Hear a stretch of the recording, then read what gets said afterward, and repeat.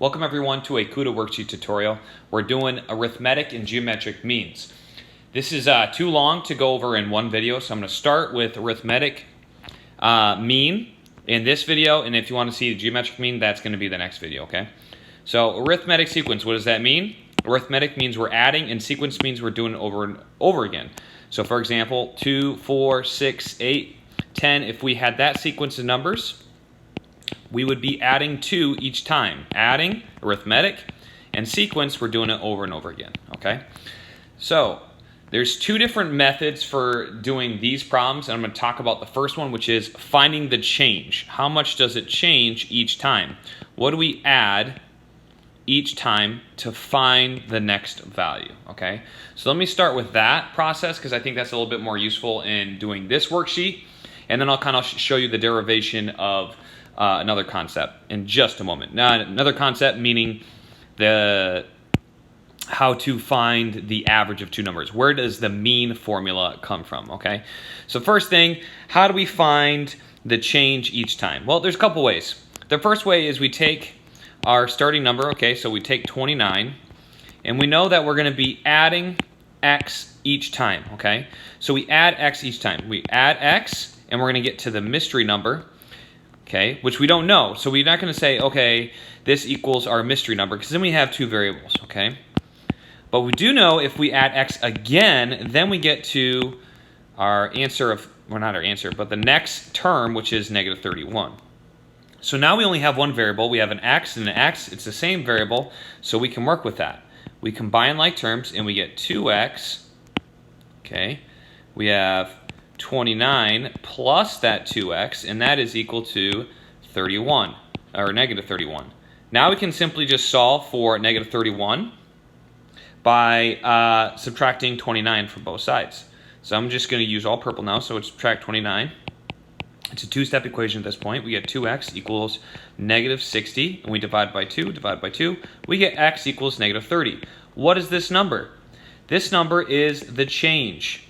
This is the sequence. This is how much is added or subtracted in this case each time.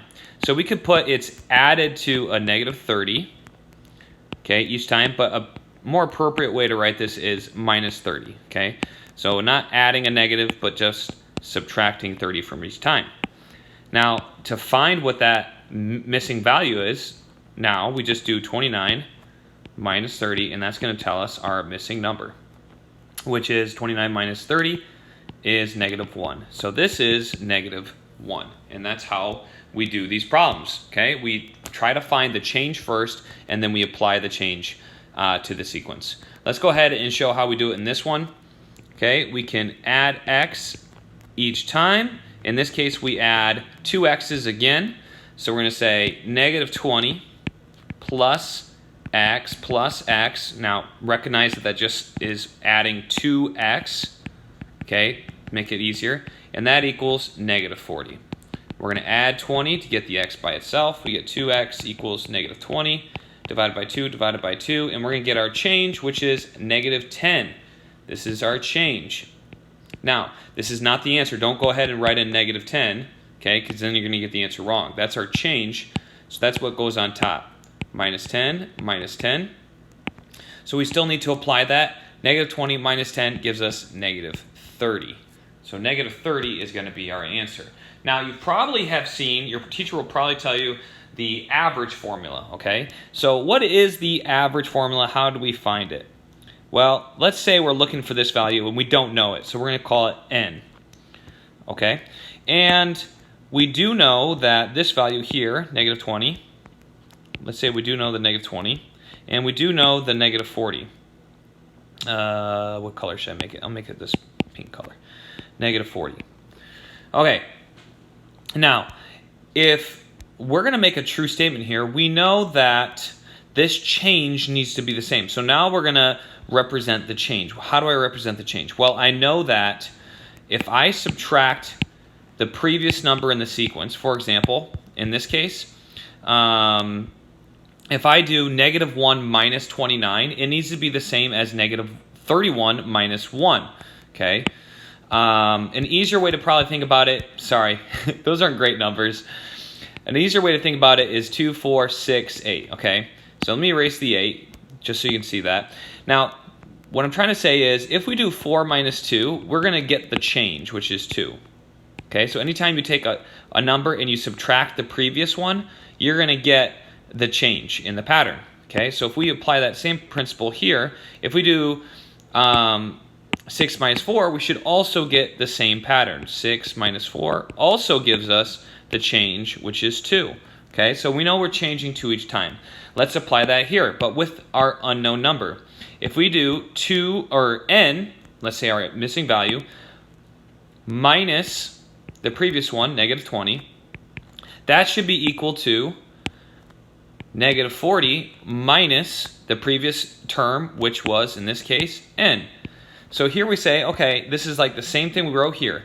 If we do this number, let me get my laser pointer out. If we do 4 minus 2, that should give us our change. 6 minus 4, that should give us our change. Applied here, our number, unknown number, okay, pretend you don't see that negative 30, minus the previous number, negative 20, will be the same as negative 40 minus the previous number, the unknown. And that's what we have written there. So sorry there's a lot of negatives, but that's life, is there's lots of negatives in it. So we're just going to go ahead and apply this and solve for our missing value. I'm going to use, what color? I'm going to use light blue. So we have n, I'm going to simplify a little bit. N minus negative 20 is the same thing as plus 20 equals negative 40 minus n. I'm going to add n to both sides, add n. I get 2n now, plus 20 equals negative 40. And then I do minus 20 to both sides. 2n equals negative 40 minus 20, and I'm going to leave that like that for a second, divided by 2, divided by 2.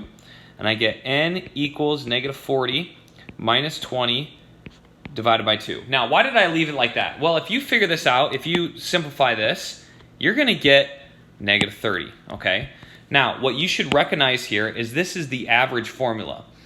If you take your first data point, let's call it data point 1, plus your second data point 2, which that's the case here, negative 40 plus negative 20 is the same thing as negative 40 minus 20, and you divide that by 2, that's the same thing as the average or the mean. Okay, so that is kind of the proof of how you get your average formula, if you ever didn't know that before. Okay, this works when you have 2 points. So that's why I showed you the first method first to find the change, because some of these are a little bit tougher.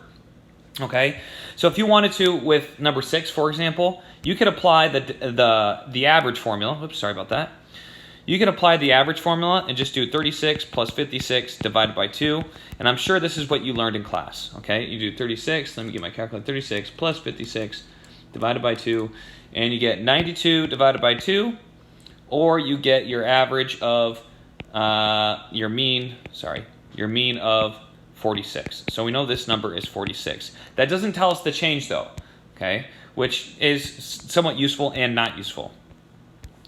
Now, let's go to number 10. The average formula is not useful here because it would only tell us the average, the middle between these 2 points. It wouldn't give us these other two. So you could apply the average formula a couple times. You could find this one and then apply the average formula to find this one. But that's a little too much work. So I think it's better to use my first method, which is to find the change. Okay, so we know we're going to add x, our change, add x, and add x again. So 1, 2, 3, 4. We're adding 4 x's together. Okay, plus x, plus x, plus x, plus x equals 68. We can simplify this to plus 4x equals 68. And then we're just going to find our change. So we do 68 minus 32. That gives us 36. Okay, so we get 4x equals 36. And we divide by 4, and that should be 9, right? X equals 9. That means we're adding 9 each time. This makes it easy for us to find the missing values. We do 32 plus 9, we get 41. We do 41 plus 9, and we get 50. We do 50 plus 9, we get 59. And we do 59 plus 9, and we should get 68, and we do. Okay, so this method is much more proficient at solving for multiple missing values. And that's all there is to it here. This is like a fraction review. I think that would be too complicated for me to do quickly for this video, but just know you could either convert these to a decimal, or you could change this 3 over 5 to, let's see, multiply both by 3. We could change this to 9 over 15, and that makes it a little bit easier for us to find the pattern there. Because then we do 9 over 15 plus, what's that, 3x? 1, 2, no, that's 4x too. Plus 4x equals 29 over 15. I might as well finish it. Gosh, you got me. Okay, so then solve for x here, because I'm adding 4x's here, changing 4 times. I subtract by 9 over 15 to both sides.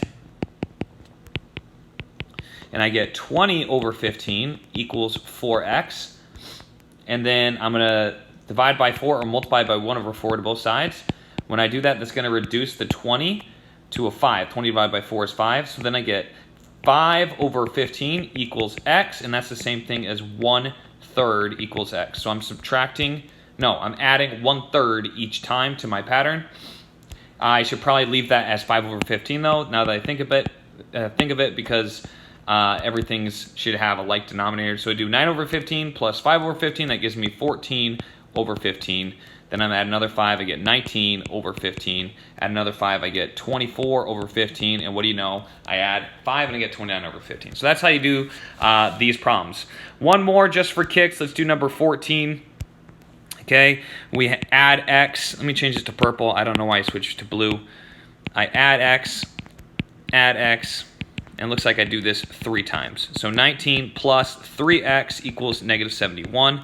I need to subtract 19 from both sides first. That gives me negative 90 equals 3x, and I divide by 3, and I get x equals negative 30. Okay, so then I used to do 19 minus 30 for the first one, and I get negative 11. Minus 30 is going to give me negative, what is that, negative 41? And negative 30 again gives me negative 71. I did this correctly. Hope you guys enjoyed this video, and I hope you learned something new, hopefully about the average equation and how that works. Join me next time as I talk about geometric sequences.